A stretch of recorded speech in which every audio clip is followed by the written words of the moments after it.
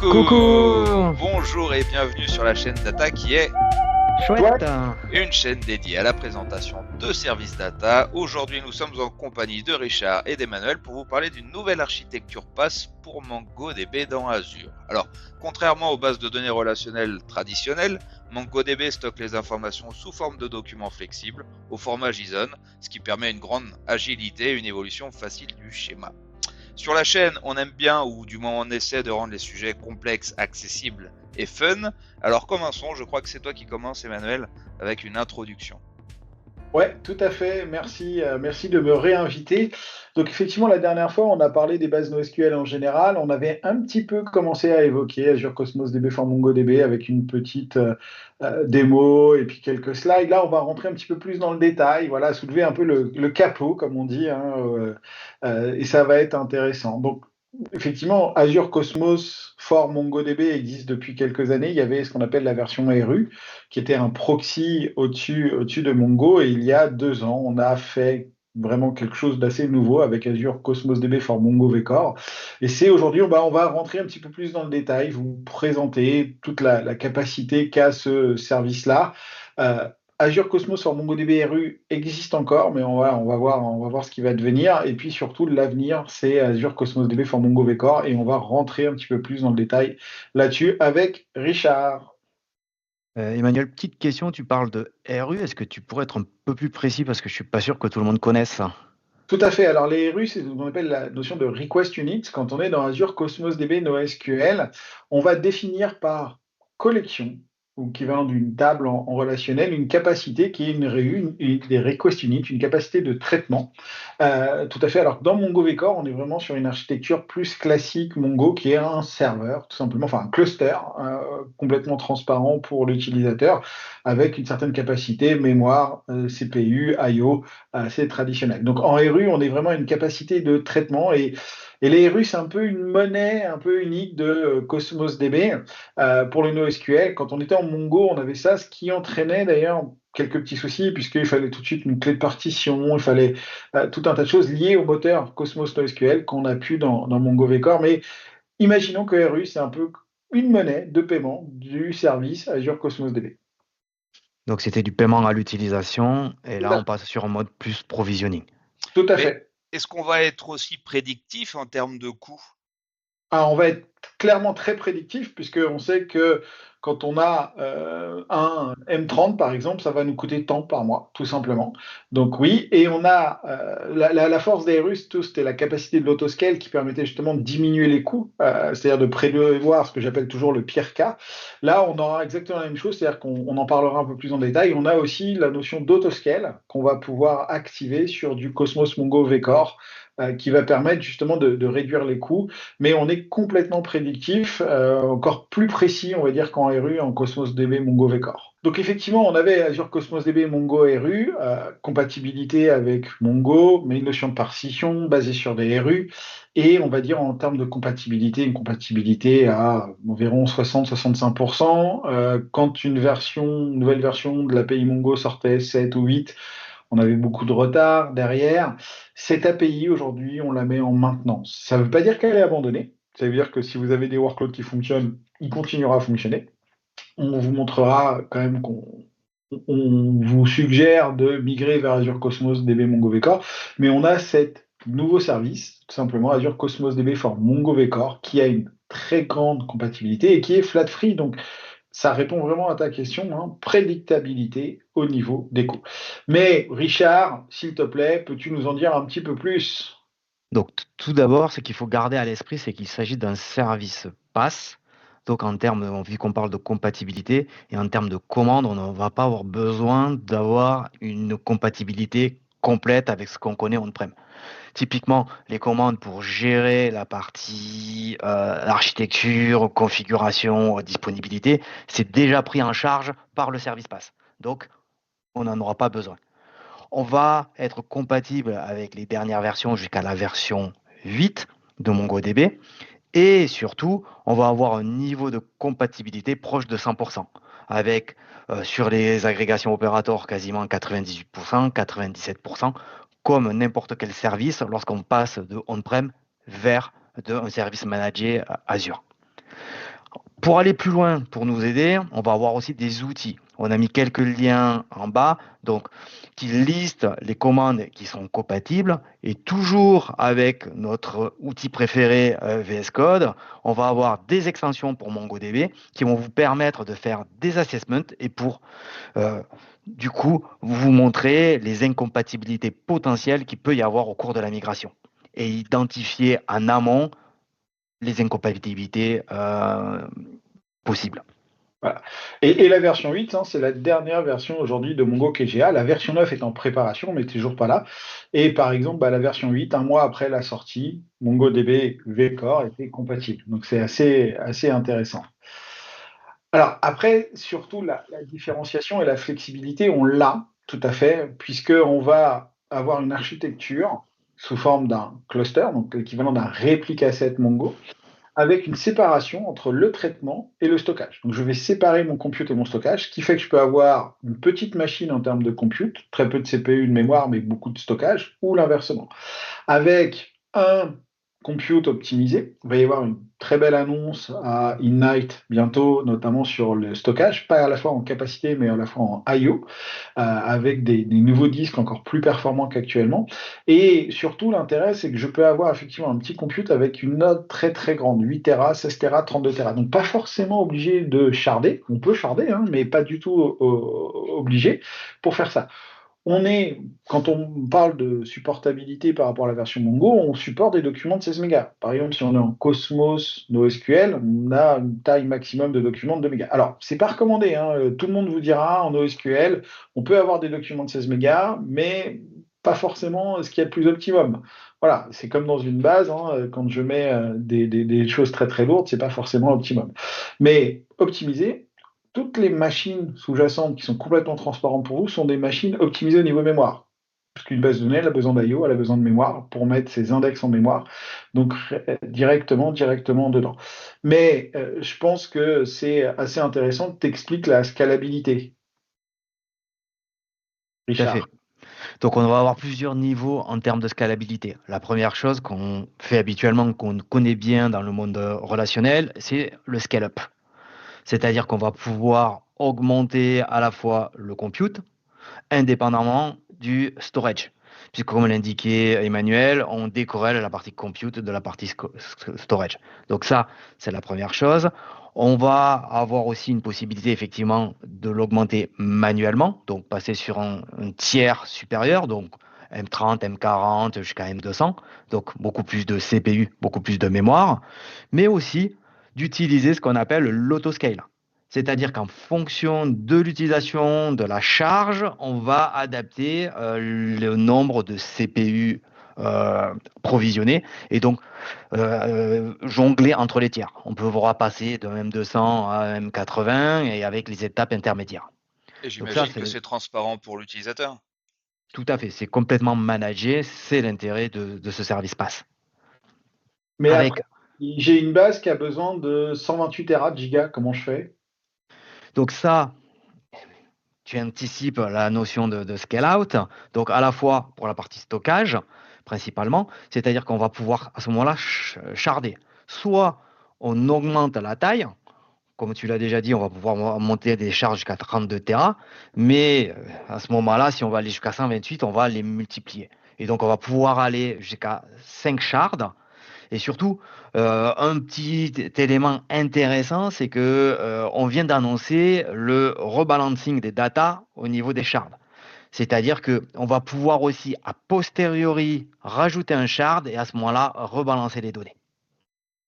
Le rebalancement se fait automatiquement. C'est-à-dire que c'est une fonctionnalité qui est native, c'est pas à l'utilisateur de la déclencher.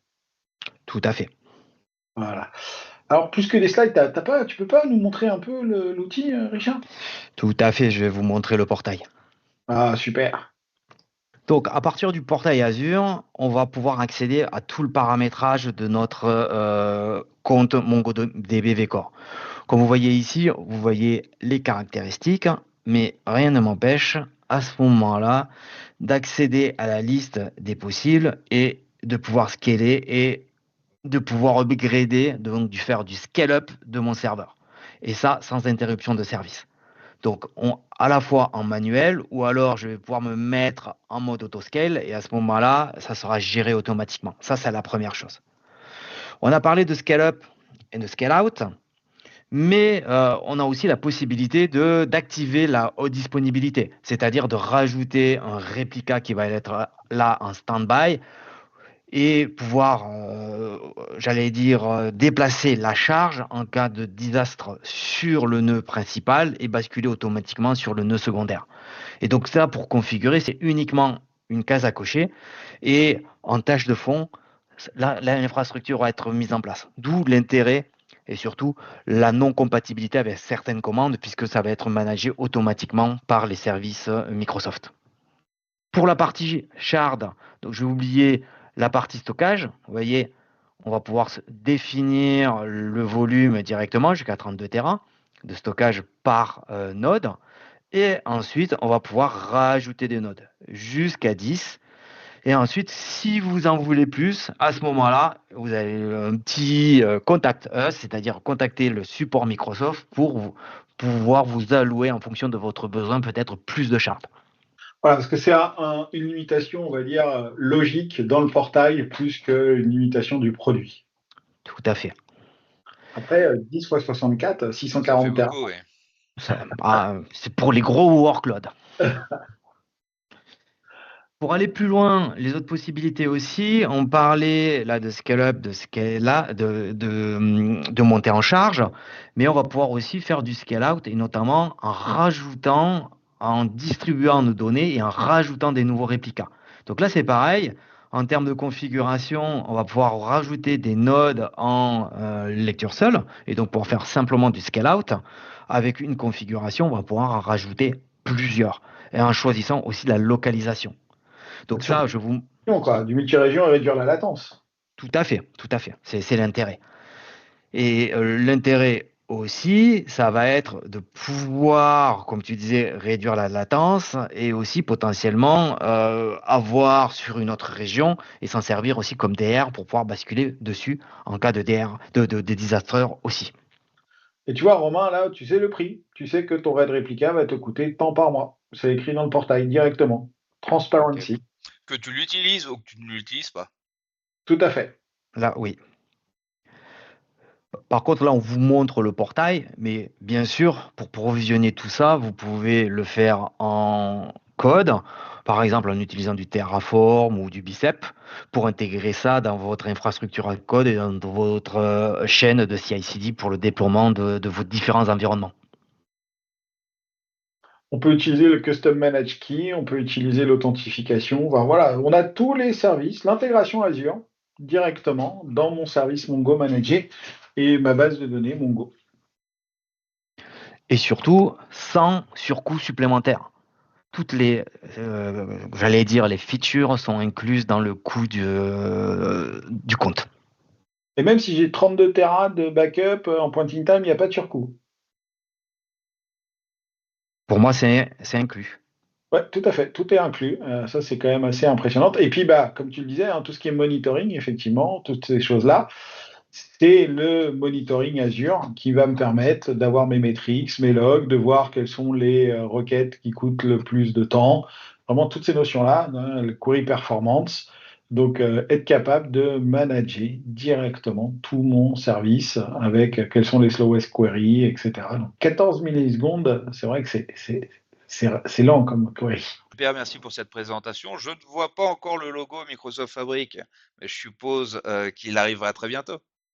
Il n'est pas encore là, mais effectivement, c'est dans la roadmap. J'étais il n'y a pas très longtemps avec les équipes produits, c'est dans la roadmap et le mirroring va arriver assez rapidement.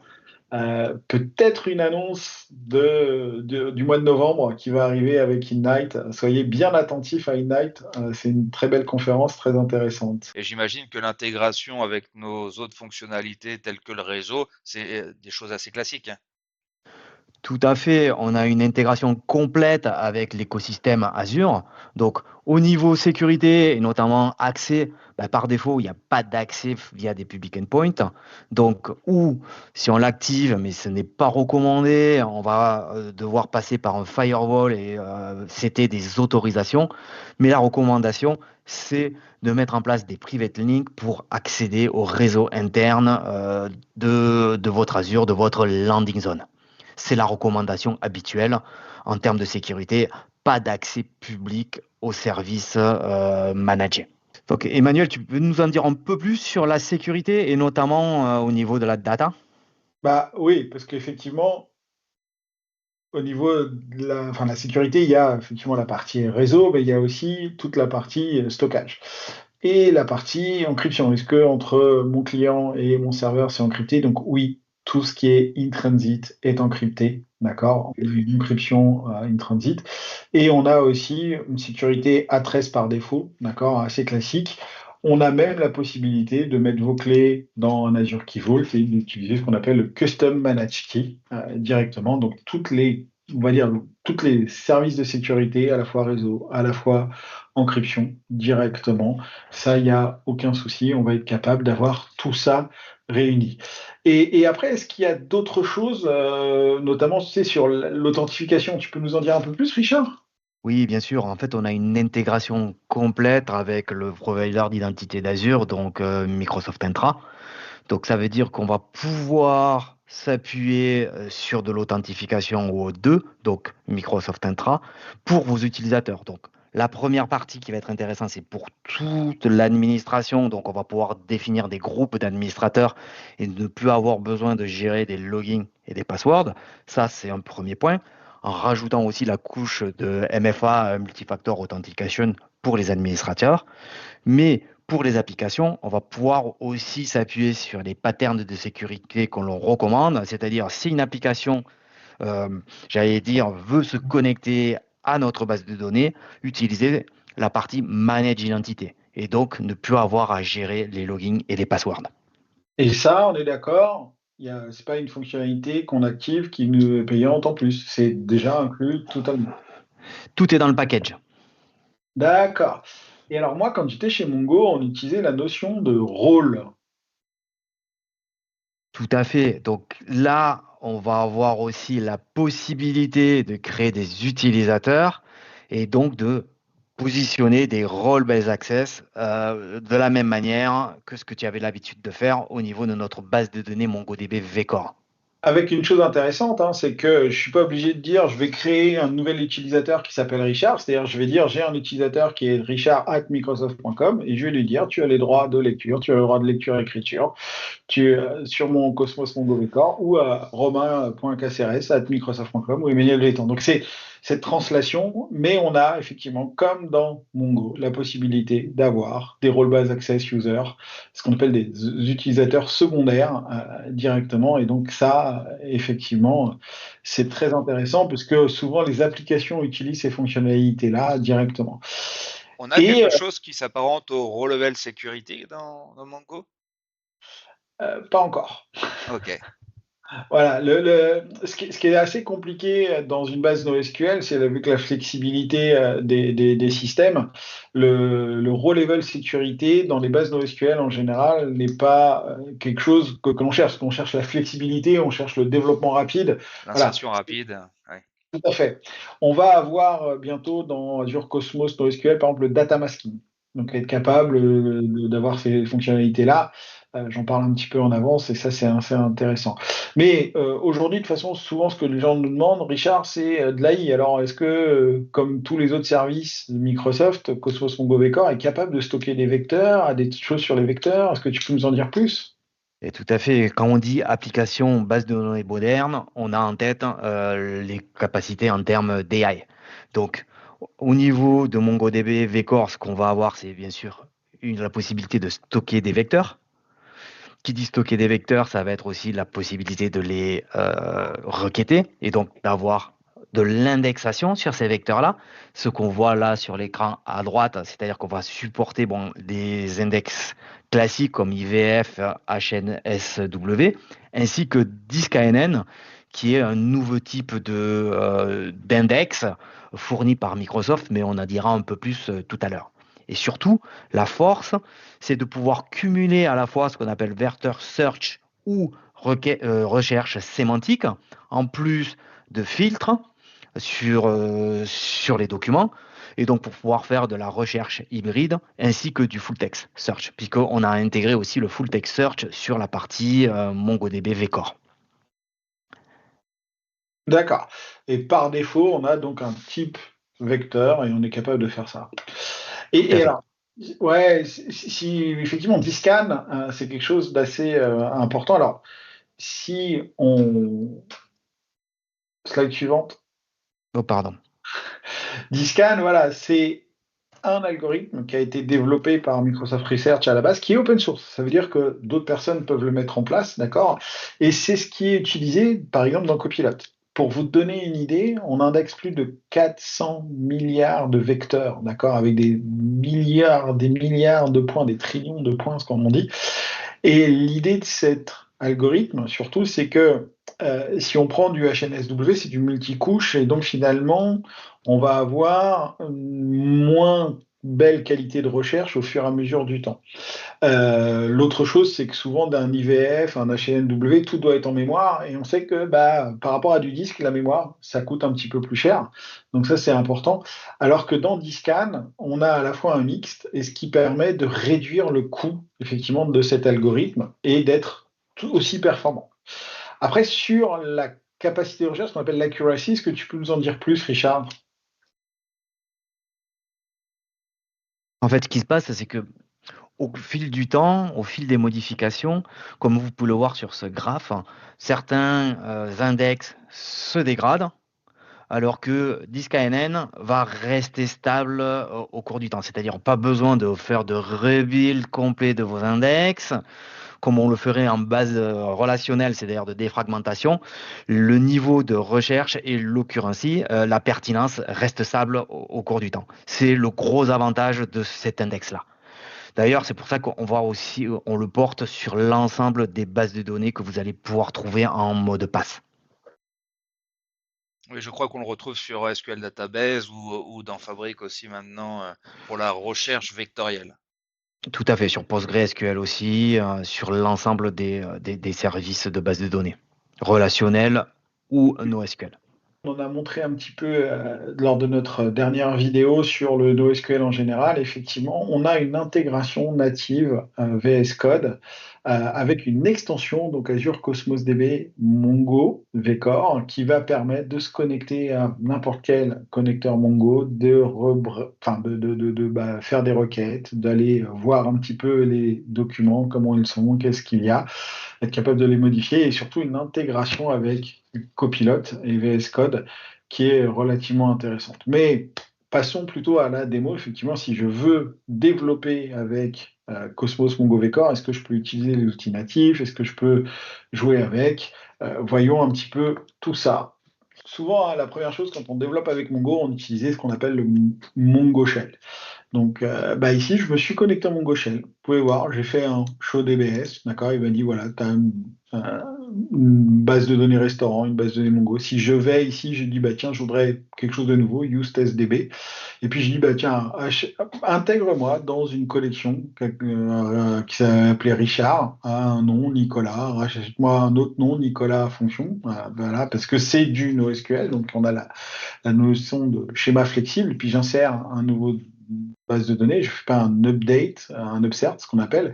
Et puis après, vous pouvez voir que je peux faire un find. Alors, j'ai aussi tout simplement la capacité parce que souvent quand on développe, ce qu'on veut voir, c'est tiens, alors pardon, si je fais un insert, ça va pas le faire. Je suis désolé, c'est toujours l'effet démo, comme on dit. Mais ici, si je fais un explain sur un find, il va aller me montrer que effectivement combien de temps il a mis, est-ce qu'il a fait un call scan, est-ce qu'il a plutôt tout simplement met en place des choses. Donc on va avoir ça. On va être capable aussi, tout simplement, donc vous voyez, je suis dans le shell, donc je peux revenir en arrière et aller visualiser des choses. Je vais être capable de voir mon insertion de données. Je vais être aussi capable tout simplement de faire des agrégations, d'accord, sur un explain sur mon agrégation. Et puis, bah, si je recommence et que j'enlève mon explain, là, il va être capable de réaliser tout simplement ma requête. Oups, alors c'est toujours l'effet démo. Il va être capable d'aller me faire ma requête d'agrégation, pardon. Il me dit, ben voilà, tu as deux personnes qui s'appellent Emmanuel, deux personnes qui s'appellent Nicolas, directement. Euh, c'est vrai que c'est des choses simples que je fais, mais voilà, j'ai déjà accès au shell et c'est assez intéressant. L'autre chose, c'est qu'effectivement, d'un point de vue démonstration, j'ai la possibilité de m'intégrer à plusieurs documents DB locales. Ici, j'ai mes deux serveurs. Dans mes deux serveurs, je vais pouvoir voir l'ensemble de mes bases. Si je regarde ici, je peux voir dans mes index. Donc, par défaut, de toute façon, j'ai un index sur l'underscore ID, puisque dans Mongo et l'API Mongo, l'underscore ID est la clé la plus importante, permet d'avoir un document de manière unique. Mais ici, je peux voir que j'ai un index de type vecteur. D'accord, un index de type vector search index. Donc ça veut dire que je suis capable de stocker les vecteurs et je suis capable sur ces vecteurs d'avoir une notion d'index. Et ici, si je vais effectivement dans ma collection, alors que j'ai appelé vector, je vais voir mes documents, je peux voir un certain nombre de documents. Comme l'a montré, je peux voir une vision table ou une vision JSON. Et puis je peux, donc si je vais dans ma vision JSON, je vais pouvoir aussi faire exactement la même chose au niveau du shell, me connecter en shell. Donc si je fais un find one, je vais être capable de visualiser comme quoi j'ai un vecteur qui est lié par exemple à ma description produit ou ces choses-là. L'autre chose, c'est que effectivement, je vais être capable de me dire, est-ce que à Copilote, donc ici, qu'est-ce que j'ai fait? Je lui dis dans mon copilote, écris-moi s'il te plaît une requête qui va me permettre de, pour ma collection vector, d'avoir la somme des prix par catégorie name. Donc lié à mon extension DocumentDB, il m'a généré tout simplement ma requête d'agrégation. Alors oui, une requête find, c'est très simple, d'accord. Une requête d'agrégation, ça peut être un petit peu plus compliqué des fois. Et ici, il me sort en plus des variables, d'accord. Donc je pourrais tout simplement utiliser ces notions-là. Et si je vais ici au niveau de mon shell, je lui dis, tu peux me faire passer cette requête et la visualiser, bah, directement, je vais être capable de tester ma requête qui a été générée par GitHub Copilot, donc c'est pas moi qui l'ai écrit. Et souvent, quand on fait du requêtage Mongo, ce qui est parfois un petit peu, on va dire, complexe, c'est les parenthèses entrantes, sortantes ou ces notions-là. Et ici, bah, il le génère directement pour moi. Voilà pour la petite démo. Super.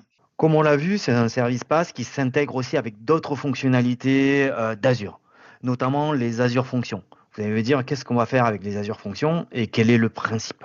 Habituellement, lorsque vous avez besoin de synchroniser des données, par exemple, vous allez vous appuyer sur l'upload de votre MongoDB. Là, ce qu'on va faire, et nativement, on va avoir un nouveau type d'Azure Functions de type Trigger Cosmos DB Vcore. Ça veut dire quoi? C'est que dès que vous allez avoir des modifications sur une de vos collections, à ce moment-là, il va trigger la fonction, j'allais dire, il va déclencher la fonction et vous allez pouvoir traiter cette donnée, la transformer, l'enrichir, etc. Ou voire même déclencher un autre workflow. Et tout ça nativement, c'est-à-dire que vous n'allez plus avoir besoin de développer toute la logique par rapport au déclenchement. Vous avez juste un nouveau type d'Azure Function qui va s'appuyer sur votre compte. Alors moi, j'ai un client, Richard, qui fait ça pour faire de la détection de fraude. C'est-à-dire, dès que il a une insertion dans son Cosmos Mongo Vcore, il déclenche une fonction, il fait deux, trois checks, et ça. Cette fonction elle se déclenche aussi sur les delays. Et ça, c'est très intéressant, puisque si on a un script qui, malheureusement, supprime des données, être capable de les rattraper, c'est toujours intéressant. Alors, ce qui est important, c'est que Azure Cosmos DB Mongo Vcore, c'est fabriqué c'est de l'open source. D'accord? C'est-à-dire que Mongo a changé son système de licence en 2018. C'est maintenant ce qu'on appelle une SPL licence. Or, de Azure Document DB, Azure Cosmos Mongo Vcore, c'est du full open source. Ça a été mis en place de telle manière à ce que vous soyez le plus vendeur agnostique. Vous pouvez le mettre dans n'importe quel cloud. Ça peut être mis on-premise. D'accord? Vous avez accès directement à l'open source. Il n'y a pas que Microsoft dans cet open source. Il y a aussi AWS, il y a aussi GCP. Et donc ça, c'est assez intéressant puisque finalement, souvent, des fois, on nous dit oui, mais c'est pas open source. Si je dois le changer, bah là, il y aura aucun souci. Tout ce que vous allez développer ici pourra être porté effectivement sur d'autres choses. Donc je peux Là, partir de l'on-premise et migrer très simplement un existant, comme je pourrais revenir si je m'aperçois que ça ne me correspond pas.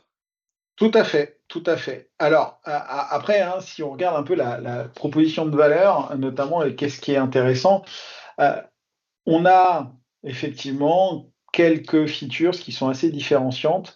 L'intégration avec Discan, par exemple, hein, donc si vous allez sur le site de Kaizen, vous allez voir que au niveau de la vitesse de recherche, au niveau de la latence, au niveau de la pertinence de recherche, on a été bien meilleur que Atlas. Et il y a une comparaison avec Mongo Atlas. Ensuite, le fait d'avoir des nodes beaucoup plus larges et pas limitées à 4 Tera, d'avoir 8 Tera, 32, on n'a pas besoin de charder. Et du coup, ça peut être très, très intéressant et notamment entraîner des coûts de réduction globales par rapport à la compétition. Le compute et le stockage sont complètement indépendantes au niveau de cette notion-là. Et puis l'autoscale qui est instantané. C'est-à-dire, j'attends pas 24 heures avant de redescendre, hein, parce que dans certains cas, chez certaines personnes, c'est comme ça. L'autre chose, c'est l'intégration avec Azure, hein, on l'a montré, l'intégration avec les fonctions qui va arriver, l'intégration directement, tout ce qui est AI, l'entrée ID, des SLA mis en place. Voilà.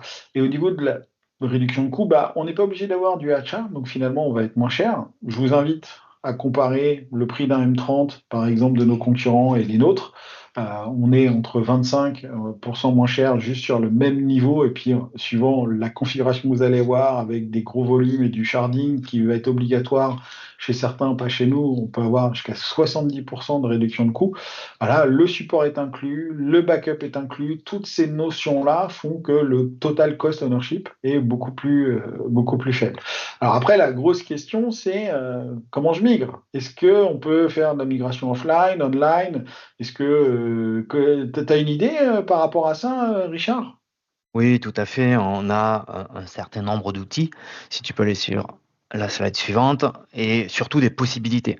Comme vous le savez, quand on est dans le monde de l'entreprise, on va avoir des contraintes en termes d'indisponibilité. Donc, on va pouvoir mettre en place deux types de migration. Une migration de type offline. Donc, en fait, on va arrêter notre production, sauvegarder nos données, les restaurer et reprendre. Ce qui veut dire qu'on va avoir une indisponibilité assez conséquente, surtout si on a des gros volumes de données.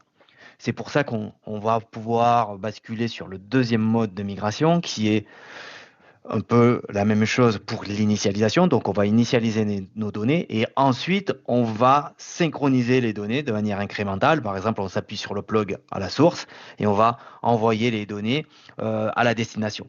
Et la principale différence, c'est qu'on va réduire drastiquement le downtime puisque nos deux systèmes seront quasiment synchrones. On arrête notre production, on récupère les quelques documents qui étaient en cours de modification et donc à ce moment-là, on va pouvoir réaliser le cutover et la bascule en quelques, j'allais dire, dizaines de minutes ou moins d'une demi-heure, le temps de tout vérifier.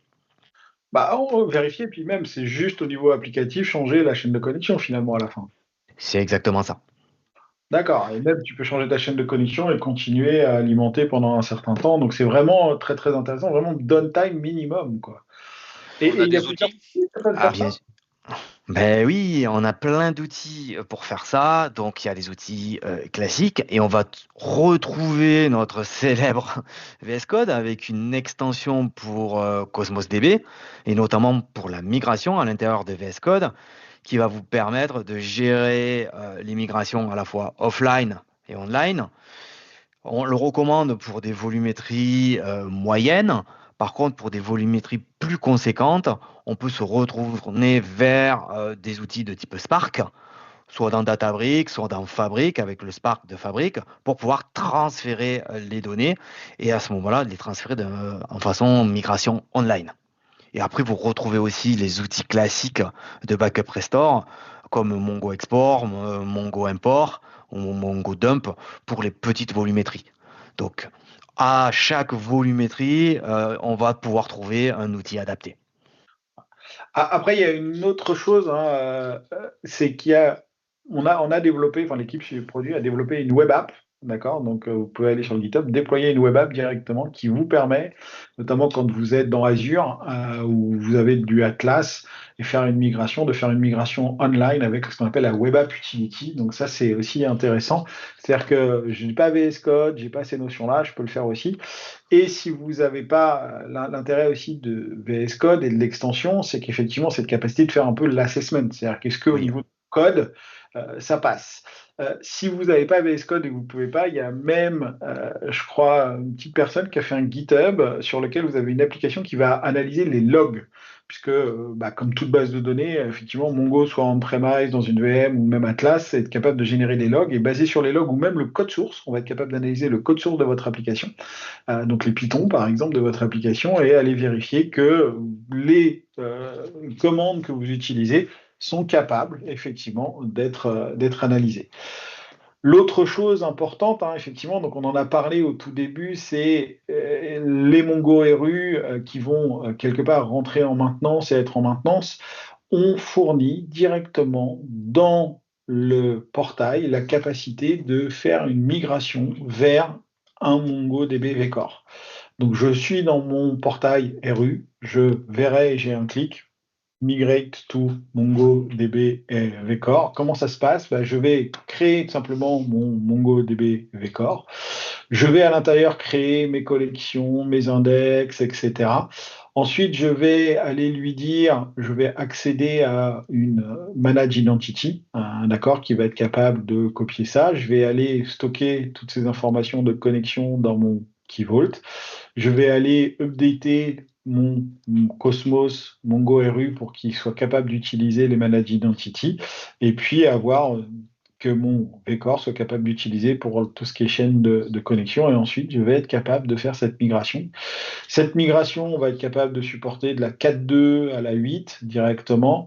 On peut avoir des terabytes de data, c'est pas de souci. Il n'y a pas C'est rapide. d'infrastructure. Il y a pas, voilà, c'est gratuit, il n'y a pas d'infrastructure en plus. Alors, c'est du Azure à du Azure, hein, donc finalement, c'est dans nos réseaux internes et c'est assez rapide. Alors, bien sûr, toujours les petites consignes, parce que des fois, j'ai vu des architectures où j'ai mon web service aux US, ma base de données en Australie et tout ça avec au milieu quelque chose qui passe par l'Europe pour aller les écrire. Non, mettez tout dans la même région, par exemple. Voilà, toutes ces petites choses-là. Et puis, on va migrer automatiquement les index, d'accord? Donc ça, c'est assez intéressant. Et puis, on va aussi optimiser tout ce qui est processus durant le process pour minimiser les RU, donc cette consommation côté source.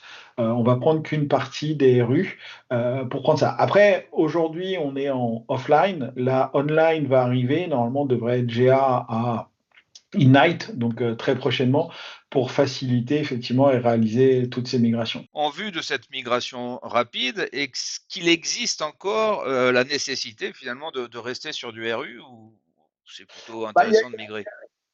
Alors, c'est toujours intéressant de migrer. Après, une migration reste une migration, hein. On en a fait quelques-unes avec Richard de base à base.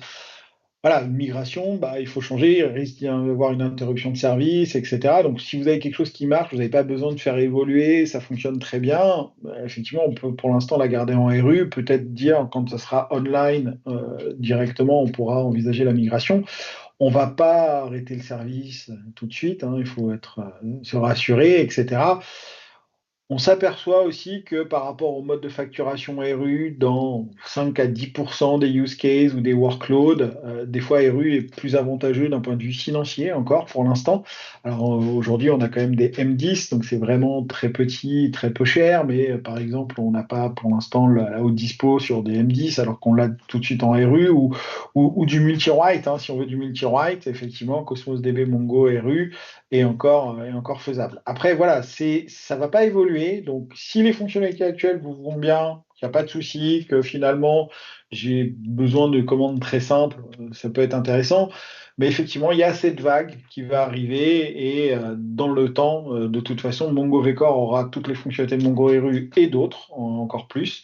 Donc, il sera vraiment intéressant et plus qu'intéressant même de migrer vers MongoVCore. Merci beaucoup Richard et Emmanuel pour cette présentation de la nouvelle architecture PaaS pour MongoDB dans Azure, à savoir MongoDB Vcore. Donc on mettra dans les commentaires de la vidéo les différents liens que tu as évoqués Emmanuel, comme le Web App Utility ou l'outil pour analyser les logs. Je pense que ça pourrait être utile. Si vous avez des questions, des remarques ou si vous souhaitez qu'on approfondisse certains points, comme d'habitude, n'hésitez pas à nous le dire en commentaire. Pensez aussi à vous abonner à la chaîne qui est chouette et à activer la cloche pour ne rien rater des prochains épisodes. À très vite pour de nouvelles aventures. À bientôt. À bientôt. Bientôt.